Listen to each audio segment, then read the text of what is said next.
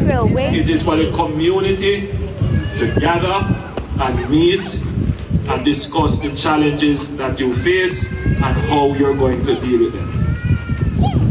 So what does the police youth club do? I'm going to ask Senior Superintendent Mandison to give a little explanation of what they do. But let me tell you what I would like the community to do. Many years ago, maybe 10 years ago,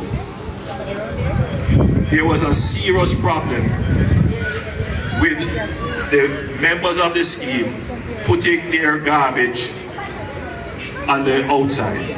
I don't know if you remember that.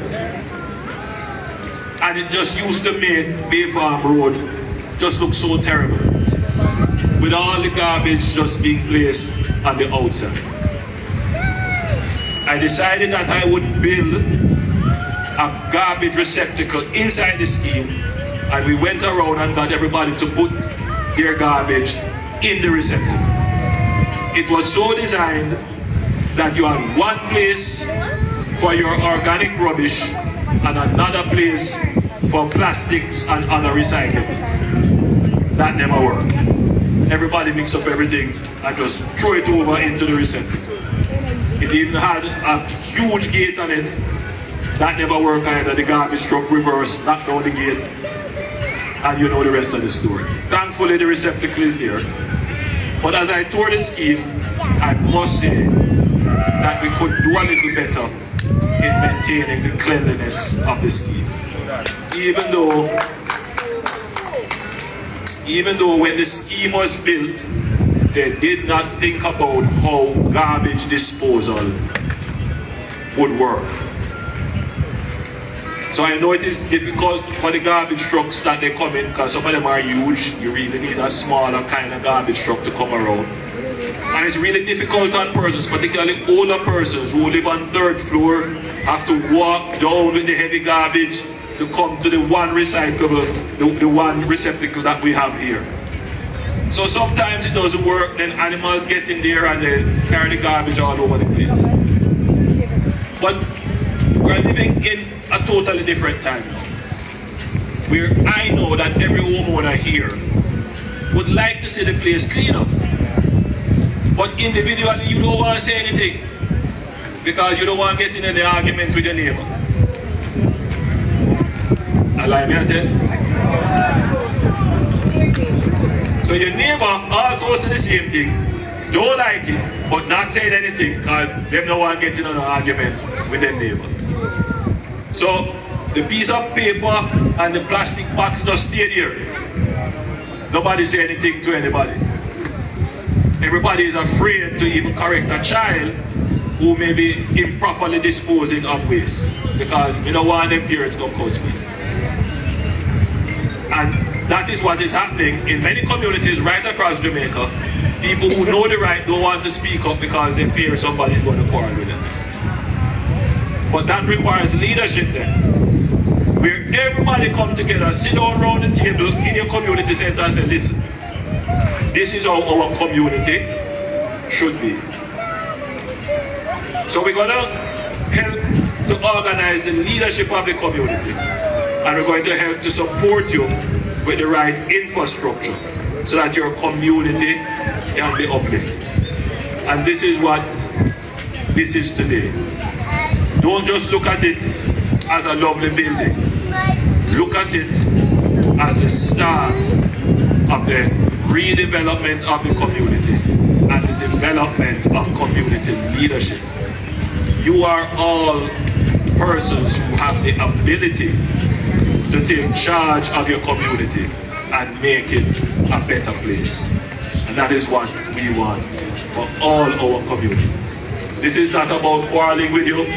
This is not about any condescension. All this is about is supporting you to make your community better. All right, so I think I've explained it. I think everybody understands everything that I've said. So I'm going to now ask Superintendent Mandison to explain what the youth club does, the police youth club. Thank you very much, sir. Let me start off by saying good evening to every single resident here. I don't want to just say Villa because I'm seeing people from all over Olympic Gardens. But we have here in the scheme, Olympic Court, fairly new but vibrant police youth club. One that Constable Lambert and team from the Community Safety and Security team organized after walking through after meeting residents, and they, literally plead with us, say, hey, guess what?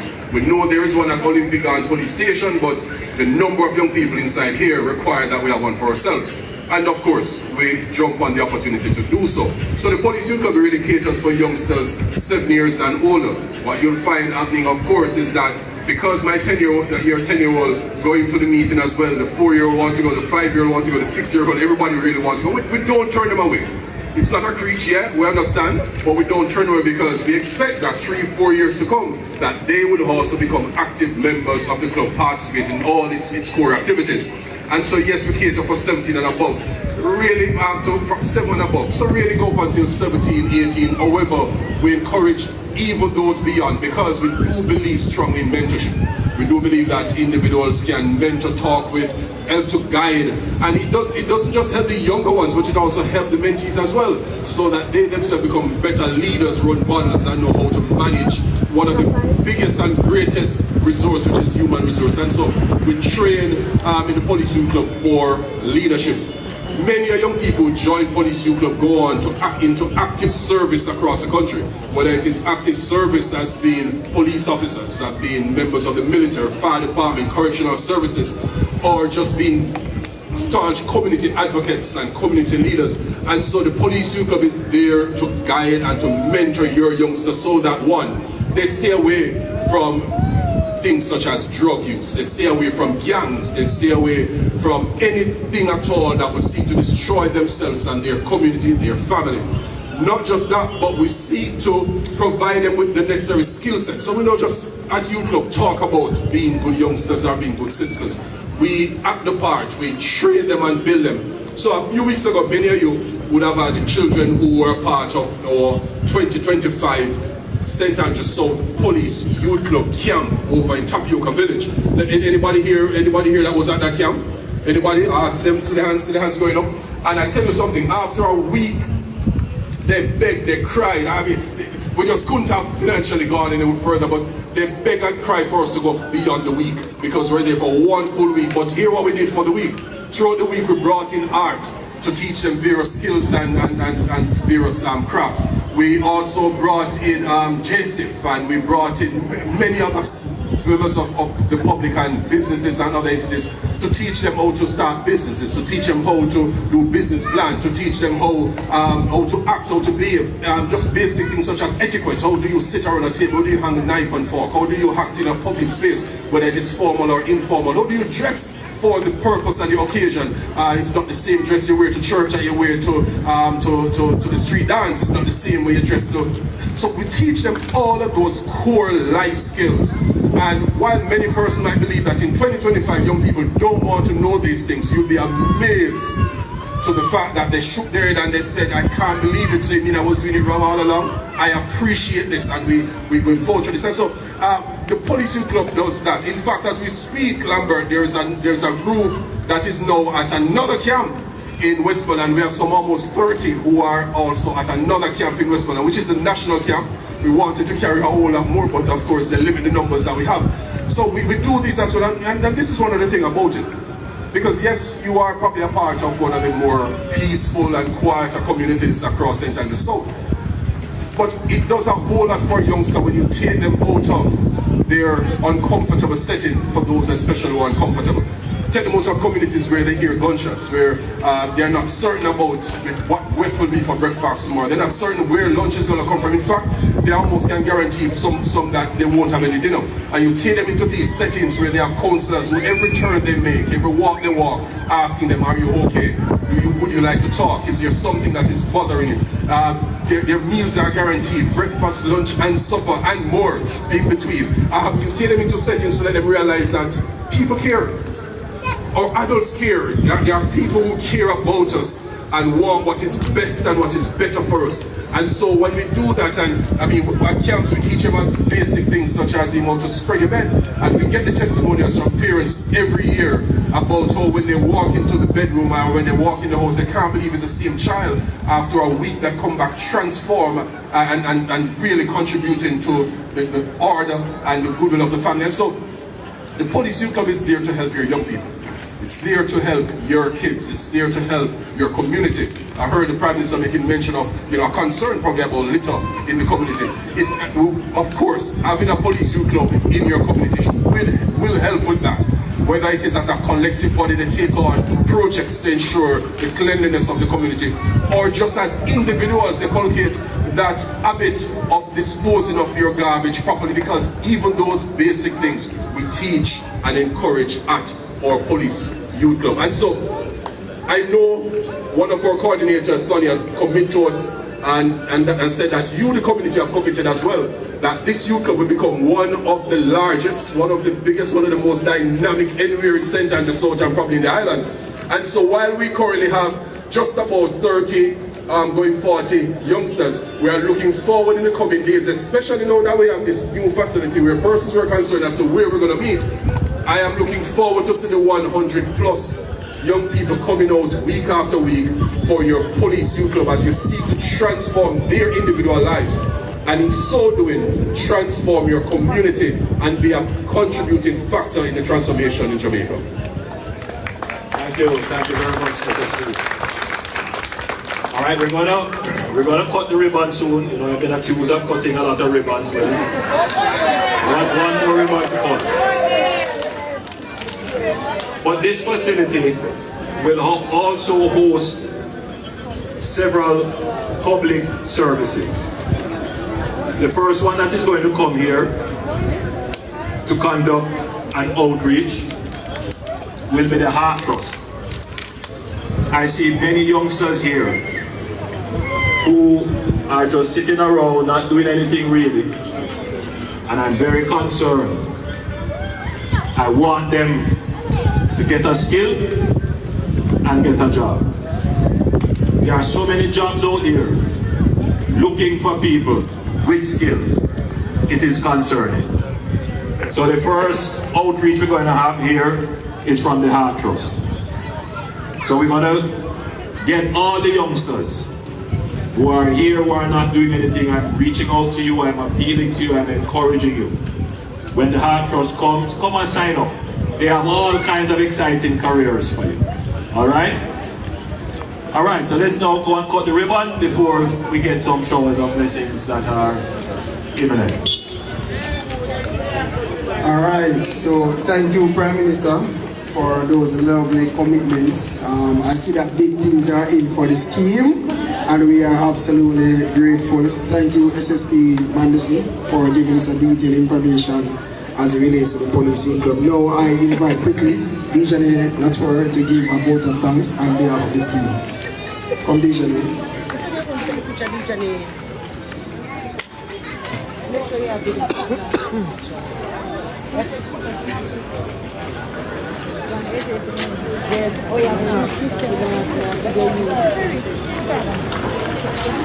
Good afternoon, everyone.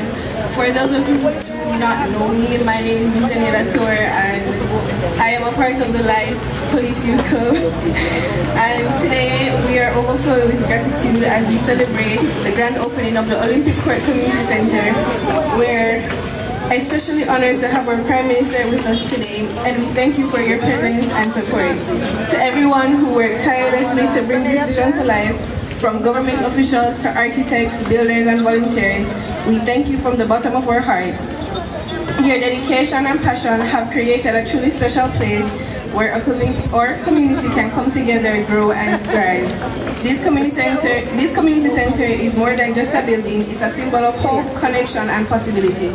We're grateful for the opportunities it will bring and the memories we'll create. Thank you again to everyone who made this possible. We're excited to see the positive impact it will have on our community. You see the other amount of talent you have inside here? We're going to use it. Alright, and now to the special part, the ribbon cutting. So I invite Dijon and also his members of the community.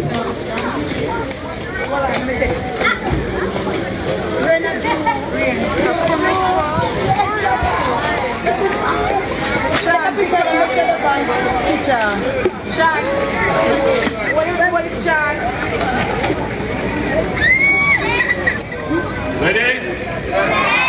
All right, we're gonna count to 1 million. You ready? Yeah. 1 million.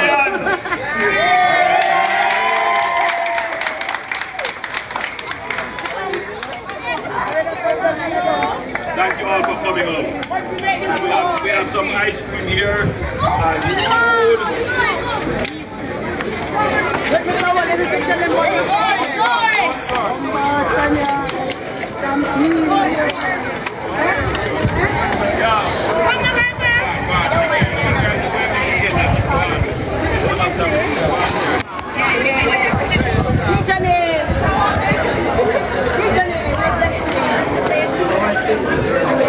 and I mean Jesus Christ.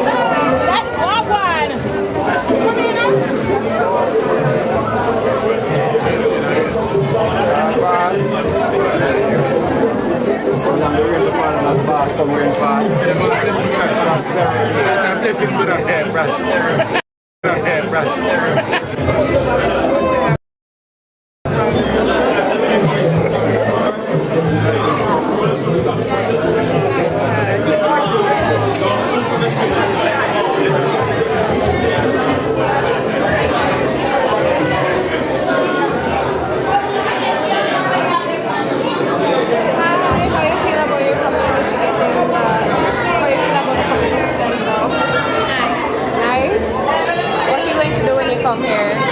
Read books and You will read books. Okay, and how about you? Shy? Tell me, what are you going to do when you come into the community? What are you going to do when you come to the community? You're going to read as well? Yeah? Read and do homework.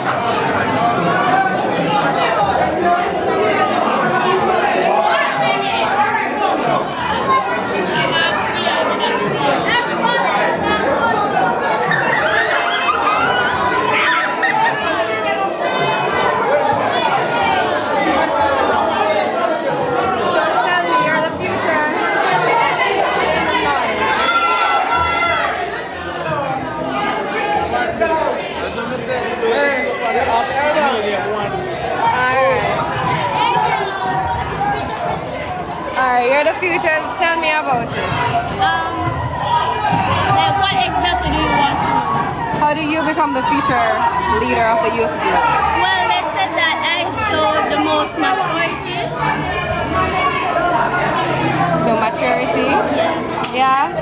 Alright, so what are you going to do when you become leader? I'm going to, lead them, of course, to do the right thing. Yeah? I'm going to make sure that they always stay in order. No fights and stuff like that because they're always fighting. Are you going to encourage reading and homework? Some persons were talking about they're going to come here to read and do homework. Alright, well all the best in your tenure. Alright.